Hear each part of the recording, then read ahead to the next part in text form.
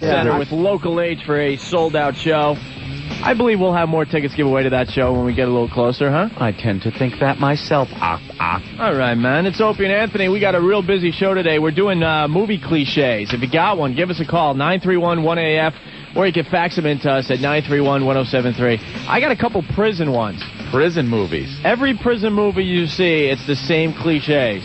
In jail, there must be a brutal guard and an evil, scheming warden. Everyone knows that, right? Yeah. Inside a prison, there's always a boss among the convicts, right? Right. Usually he's black, blind, and crippled, surrounded by tough black muscle men. Oh, God, that's true. And he's the one the white hero has to see to get something in jail. And one other observation about prison films. In a prison gym, when is someone about to be threatened? Every single time. Probably in the weight room. In the weight room, the guy's on his back, getting ready to do some, right, yeah. Some bench presses. That's when he's threatened. That's when the bad guy takes the bar and shoves it down on his neck. I got a couple of movie cliches that involve helicopters, which are very popular in movies these days. Yes. Every movie's got to have a helicopter scene. How come there's always an abundance of corrupt helicopter pilots? Villains have no problems renting helicopters complete with a pilot who doesn't mind shooting total strangers. and a pursued hero with bad guys just yards behind him could hop into a helicopter, run through the 25-step startup checklist, spin up the copter rotor, and take off before the guy gets into pistol range. That is so true. Every single movie, man. Nasty. Yeah. Hi, I have a movie cliche for you. Let's hear your movie cliche. Okay, picture it. The American classic horror movie. Girl running from madman. Gets in car. Car does not start.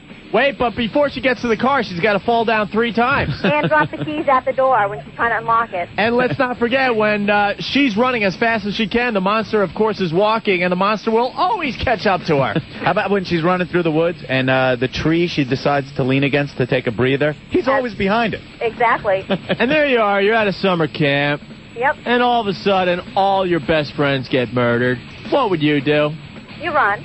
Run? No, you got to go investigate to try to figure out what the hell happened. Yeah, I know. Like 5 of my friends are dead. Let's go down to the archery range. Or let's take the canoe to the middle of the lake. No, he's not swimming. Really, he's not. Yeah, canoe. Passed out. Then it's back to Cleveland, Ohio. Next scene. I'm gonna miss you. Yeah. Next scene, Dad. Down in the laundry room. Yeah. I have we had Veterans Day yesterday, and there were war movies all over TV. And those are the best for cliches, because, I mean, thousands of them with the same ones. These are things that guarantee you will die in a war movie. Let's hear these. If you show a picture of your best girl back home to any guy in your platoon, you're a dead man. Very good. If your transfer just came in for send you back stateside, you're gone.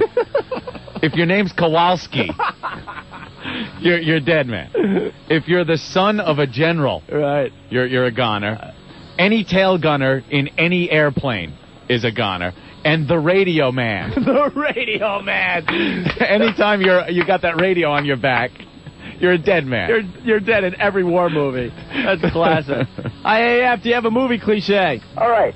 Now, you know how in the movies when they have sex in the movies after they get done doing the nasty? Yeah. Their hair is always perfect and their makeup is always perfect. And how come the guy gets out of bed and he's wearing his underwear? Yeah, or his socks. You ever notice that? I mean, when I have sex, I take everything off. I'm completely naked. Yeah, this guy's getting up. The phone rings or something. He gets up and he's wearing his underwear. And what about the perfect sheet? The perfect sheet? The special movie sheets. They go up to the girl's shoulders, but only to the guy's waist. Right. They're L-shaped, right. I think. They've got a notch taken out of them. And even though you just saw this lady nude, did the nasty, every freaking sexual position you could think of, as soon as it's over and she wants to get out of bed, she covers her body to get to the bathroom. Yeah. And it looks like you're going to see a shot of her, but you never do. They always do it right at the nick of time. And, of course, we all know this one. They sleep, they wake up in the morning and look each other right in the face and give a big, "Good morning, honey." Yep. How about morning breath? You ever hear of that? Good job, dude. All right, guys, thanks. All right, man. More movie cliches on the way and the Frank Sinatra song, but we rock on with Ministry on AAF. 3WAF, the only station that really rocks. Reach around big and mean. It's Opie and Anthony. We are rocking today, man. This is fun. We cannot get to the phones fast enough today. We're doing movie cliches. Everyone's seen them. Yeah, things that happen in just about every movie, and we take it for granted. Yeah, you just watch it, and it happens in every movie. And well, sometimes you sit there and put 2 and 2 together and go, what? You know, this is the same thing I saw in this last movie. Exactly. Like there's a whole villain thing that's happening, right? Yeah, the bad guy. The bad guy is always the foreigner. No matter how dead you think you've killed the bad guy, he could still get up at least 3 more times. Therefore, always make sure to leave his gun in or near his hand after you killed him, and you turn away to comfort the girl. There you go. You know? Bad guys lurk until their presence is revealed by a flash of lightning. That's true. I've seen that. That's a good movie cliche. I got one more in the villain category that is coming in. Okay, the bad guy, instead of simply offing the captured good guy on the spot, will devise some sort of drawn-out, fiendishly clever method of executing that will take enough time to allow the good guy to figure out his escape. That always happens. That's what used to bother me about Batman on TV. Yep. They finally capture Batman and Robin. What do? You think they would just take a gun and go boom, boom? Because they're almost impossible to catch, right? That'd work. No, let's tie them up and put them in a huge hourglass and let the sand slowly come down and hit them on their head, and hopefully there'll be enough sand to suffocate them. But I won't know because I'll be leaving the building right. at the time, making sure no one's in the warehouse. Yeah. Ridiculous. Too much. I got a couple of car chase ones. Car chase ones, okay.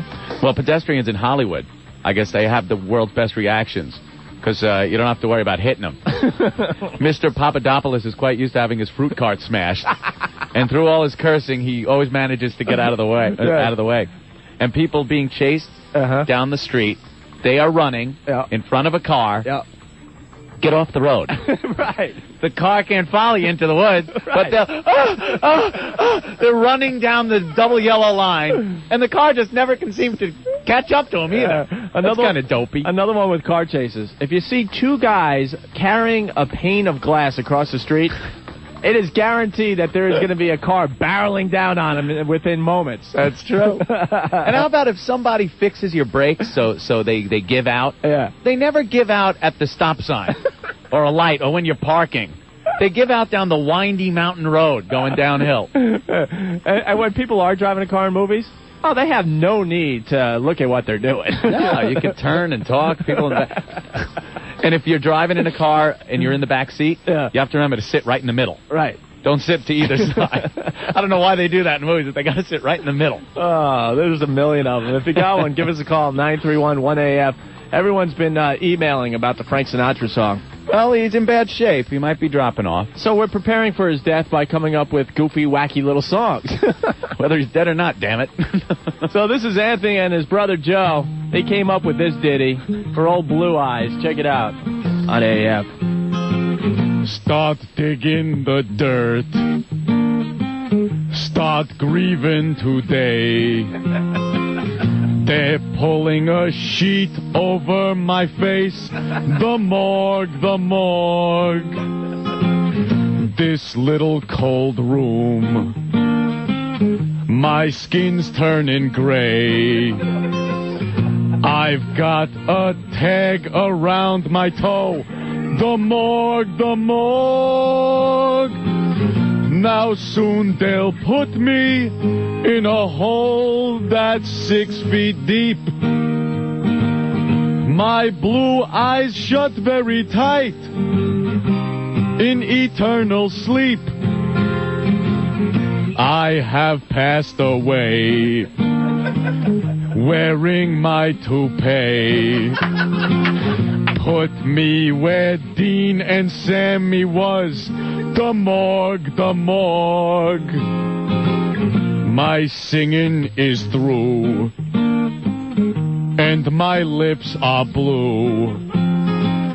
I've got a death certificate. The morgue, the morgue. And please pardon me, 'cause they're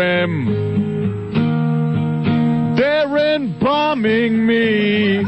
Old Blue Eyes in the morgue, the morgue.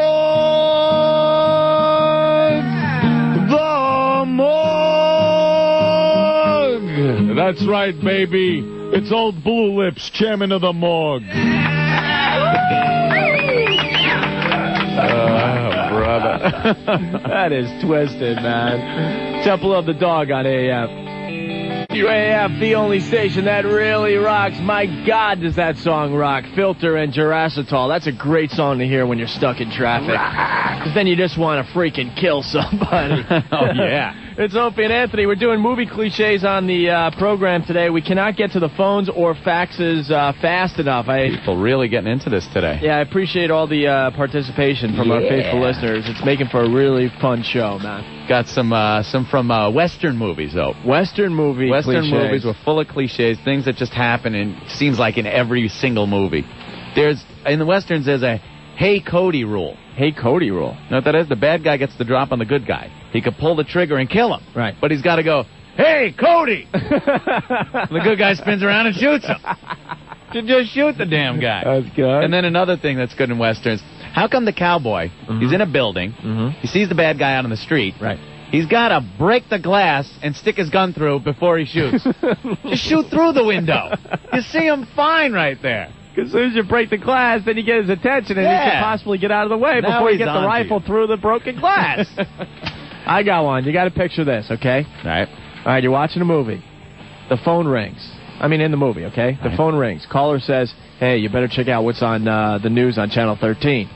He turns on Channel 13 and gets the report from the beginning. yeah, it's just starting. And now, Los Angeles, we go to this story. I have that guy now. Yeah. In another time zone. You know what my favorites are? Is the detective genre. Like the Lethal Weapon and 48 Hours, where they always have the angry, yelling captain. Yeah. He's constantly bitching this guy out about something. And also the detective who can't solve the case until he's suspended from it. I don't want you going near that case. That's when he'll get it done. And then there's a variance on two things in these movies. There's the disgusted detective who turns in his badge and gun to the captain, and the captain goes, you can't do this.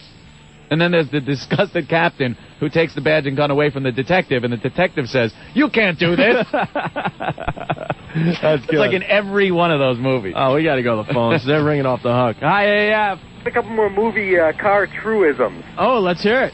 First of all, how come whenever you're in an alley or on a dock, there's always like oil drums or cardboard boxes that they smash into, but there's never anything in them. And there's nothing in them. Very good. They're always empty. The other thing is, how come whenever there's like the littlest crash, it always blows up afterwards? It's like everybody drives Pintos. Yeah, I never knew engines were that volatile that a bullet could actually set it off like a keg of TNT. AF. Hey, what's up, Opie and Anthony? What do you got? You notice how they always have the cars screeching the tires on the dirt? Yes. What's up with that? That's crazy. And then that like, used to happen in Dukes of Hazzard all the time. That's what I was going to just say to you. It would drive me nuts. The tires are squeaking, and they're riding down a dirt road. That's it. Ass off the couch and go do something. Report. Here's that day. Like your ack. Sponsored by Cider Jack. Yes, it is. People at Cider Jack. Tonight, I'm can spot the loony and wagon at the Rat, Daddy Longhead, and Moon Juice. And at the Tam in Brookline, Nathan Thomas, Linda Sherrar, and Colleen Sexton. The Who's at the Centrum. Wait a minute. Now, is this another farewell tour? Well, I went to their farewell tour, I think it was 89. That was a good farewell tour. I saw two Who farewell tours already. I think it was 85 and 89. This ought to be a good farewell tour, but I bet the next one's going to be even better. They've been saying goodbye for 15 years! I hope I die before I get really, really, really, really old. And Ransom in the movie theater. Mel Gibson. You know what's coming out Friday? What's coming out Friday? The Mirror Has Two Faces. Oh, make me puke. Make me puke. That's going to be one of those girl drag your boyfriend to the movies movie. So all the guys could sit there in the movie theater, but with their arms crossed, looking at the other guys in the theater going, you got dragged into coming here too? This sucks. Man, there should be, like, when we have to bring our broads to, like, chick movies. Broads, yeah. It should just be a given that you just separate when you get into the movie theater. You go see Steven Seagal's movie, and you go see Barbara. Yeah, go see Barbara. And we'll meet after the movie. Yeah. I mean, you don't talk, when you're in your seats in a movie theater anyway, so what's the big difference? Especially during one of those movies. I'm just sick. Sit there and be bored. I am so sick of getting dragged into chick movies, man. The Bridges of Madison County. No. I've yet to still see that movie because I tried a couple of times. I really tried. I fell asleep. Yeah. I fell asleep. Get your red dot. All right, man. We rock on with Bush and Swallowed. This is how he sounds when he's not singing. Really, really mellow on AF. That really rocks. Corrosion of Conformity, Drowning in a Daydream. One of the bands playing the 3-day holiday rage. I hope you know about this by now because it's a really, really cool thing. We got 3 concerts, 3 nights, all at the Roxy. You can either go to all 3 shows if you like, or you can pick which show you want to go to. Yeah, you can go to 1, 2, or 3. I'll run down the lineup real fast. December 9th, Monday, it's Helmet and Kicking Harold at the Roxy. On Tuesday, it's Orange 9mm, the Beth Hart Band, and Darla Hood at the Roxy. And then Wednesday, it's Corrosion of Conformity playing with Another Society. Isn't that cool? It's all in one nice, easy, big, nice, good location. You don't need a map of Boston. You don't want to go carousing all over Boston, watching bands you'd never even heard of. The hell is that? Merry Christmas. I have no idea what they're doing over there, but they're freaking clueless. Please. And tickets went on sale for these shows today. So, dude, how does it look, man? How does it look? I see you are sporting a new piece of jewelry there, Opie. What is that? Well, our faithful listeners would know that we talked to a guy named Chuck from San Jose. Yes. And he markets cannibalware. Cannibalware, that's right. That's a human finger bone. Hanging from my little neck right now, man. He sent us a piece of cannibalware. Check it out. Cannibalware. I'm styling, man. Dude, isn't that creepy, though? That was someone's finger at one point. It's a finger bone. It looks like from the middle knuckle to the knuckle right under your fingernail. It is definitely the curse finger. It is. It's the middle finger. Right. It's the middle finger, and it's the middle joint of the middle finger. Dude, isn't that weird, though? That was someone's finger, man. They used that. I'll tell you one thing. I'm starting to feel like Greg Brady. Oh. The tiki. The tiki doll, man. When we last left Opie, right, he had worn the tiki, the taboo around his neck. Yeah, I'm not going surfing in Hawaii with this thing on. What a great episode. Oh, yeah. I do believe that was the Hawaiian episode. That's right. I got my very first boner watching Marsha Brady. Yeah, you better watch that. Well, look out for the tarantula. Yeah. Oh, my God. It is pretty creepy. We're going to have to call him to thank him for sending the cannibalware. It's someone's finger. He also sent a copy of the arrest report for Pee Wee Herman when he got caught in the porno theater. Supposedly he has the original copy. That's why. He sent a Xerox copy to us. But he has the original copy of Pee Wee Herman's arrest report. Wow. Which is interesting. It says that he was left-handed. He did it left-handed? It says that when they caught him, he exposed himself and started masturbating with his left hand. It states with his left hand. His charge, exposure of sexual organs. And then it says at 20, 30 hours, he again exposed himself. So he did it twice. He was a double dipper that night. And they saw him do it twice. That's awesome. It's just a little fun. We're definitely going to have to talk to this guy Chuck on the air again because he's got some bizarre stuff. He's got actual Secret Service photos of JFK limo after death, Kurt Cobain medical examiner's report. Hole in head, period. Exactly. He's got audio recording of JFK assassination from police radio. I've never heard that before. Neither have I. Photocopies of photos found inside Jeff Dahmer's apartment. Wow. Get some of those on the web. What else has he got? Coroner's report from Marilyn Monroe. Boy, he's into this whole death thing. Sears delivery log for a freezer to Jeffrey Dahmer's place. He used a Sears freezer. Autopsy photos of Lee Harvey Oswald. This guy didn't seem that weird on the phone. I mean, he seemed like a regular kind of guy. Wow. This is kind of weird collecting this stuff and dealing in it. Well, we'll have to call him soon. Yeah, well, there you go. You got yourself a finger bone. I'm sporting the cannibal wear around my neck. I don't even know who that was. It's a little creepy. I definitely feel like Greg Brady, man. Finger. Shut up, man. The Crows are on the radio. AF. 107.3 WAF, the only station that really rocks. Expanding Man, download I Will. Those guys are playing Thursday as WAF kicks off the Ski and Travel Show. Ooh. They'll be live Thursday night at the Ski and Travel Show at the Bayside Expo if you want to see Expanding Man. We're going to be there Saturday, you know. Broadcasting live, aren't we? That's right, 10 to 2, Saturday. Nice. Yes, sir, Rebop. What do you got there? It looks like you got a fax you might want to read on the air? No, well, we were going through the movie cliches all day. That was so much fun today. We got to thank the faithful listeners. They really participated and did a fine job. And one came in that was pretty good. Sneeze up? Wow, that was a good one. Hope I didn't get any on anyone. You snotted the mic up for Rocco. Very good. Sorry, Rocco. All right. This happens in every one of those team cop movies like the Lethal Weapons and stuff like that. Whenever they go back to the precinct or HQ, the headquarters police department, when they go in the door, there's always the prostitutes that have just been arrested being booked. You know, they have to walk through the room of prostitutes. Right, that they're booking. That's in every one of those damn movies. You know, we couldn't get to all the stuff we wanted to talk about today on the show, unfortunately. No. But did you hear about what happened in Nashua, New Hampshire? Nashua. Let's see. What could have happened in Nashua? There was a car. All right, he's tooling along, minding his own business, right, and he gets rear-ended. Boom! Ow. Hit and run, though. The dude takes off after he crashes into this car. Right. But they caught the guy. Okay. The reason they caught the guy, the car that this douchebag hit, was so dirty that the imprint of the guy's license plate was on the car. All they had to do was look up the license plate number. They went to the guy's house, and sure enough, they had the paint of the car and everything.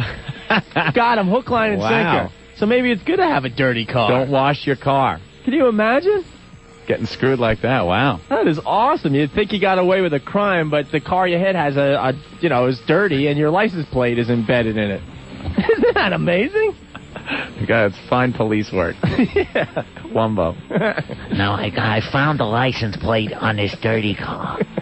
Let me look at it. It's obviously Martin Sheen. No, Martin Landau. No, I change the stars every so often. I thought Martin Landau was always the bad guy in the Columbo series. Martin Landau. I got my eye out for him. And for everybody else. All right, we're outie, man. We're Dunsky, man. Yeah, we had fun. We earned our money today, man. Listen to you. The $5 an hour we get around here. Hey, Rocco's next, man. Rock on with Rock O. All right. Sounds good. 107.3 WAAF.